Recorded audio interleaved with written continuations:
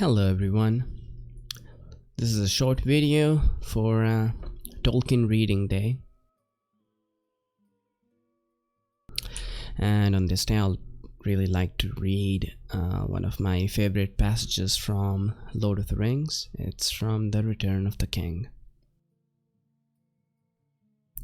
After a while the king led his men away somewhat eastward to come between the fires of the siege and the outer fields. Still they were unchallenged, and still Theoden gave no signal. At last he halted once again. The city was now nearer. A smell of burning was in the air, and a very shadow of death. The horses were uneasy, but the king sat upon Snow Mane, motionless, gazing upon the agony of Minas Tirith. As if stricken suddenly by anguish or by dread, he seemed to shrink down, cowed by age. Merry himself felt as if a great weight of horror and doubt had settled on him. His heart beat slowly. Time seemed poised in uncertainty. They were too late. Too late was worse than never.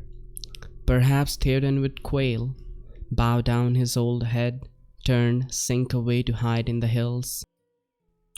Then suddenly, Merry felt it at last, beyond doubt, a change. Wind was in his face, light was glimmering.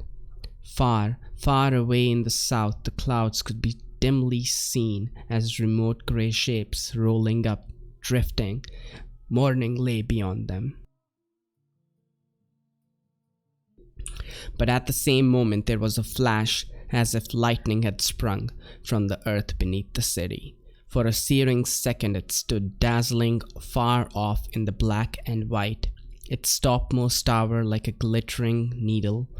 And then, as the darkness closed again, there came rolling over the fields a great boom.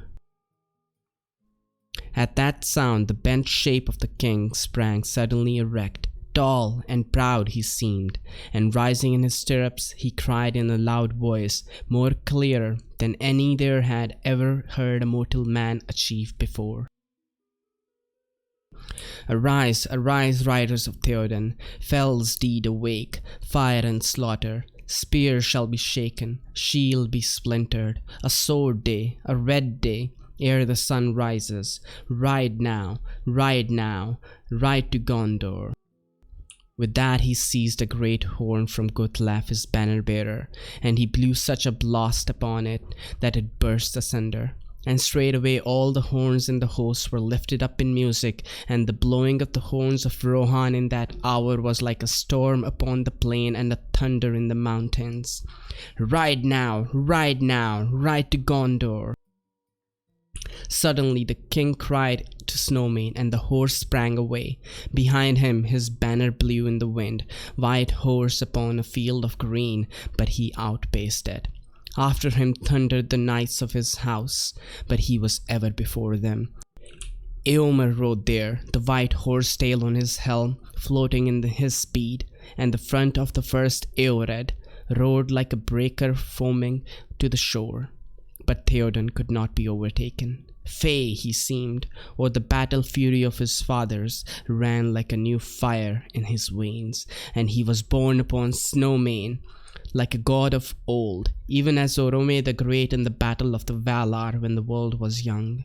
His golden shield was uncovered, and lo, it shone like an image of the sun, and the grass flamed into green about the white feet of his steed. For morning came, morning, and a wind from the sea, and darkness was removed, and the hosts of Mordor wailed, and terror took them, and they fled and died, and the hoofs of wrath rode over them. And then all the host of Rohan burst into song. They sang as they slew, for the joy of battle was on them, and the sound of their singing that was fair and terrible came even to the city.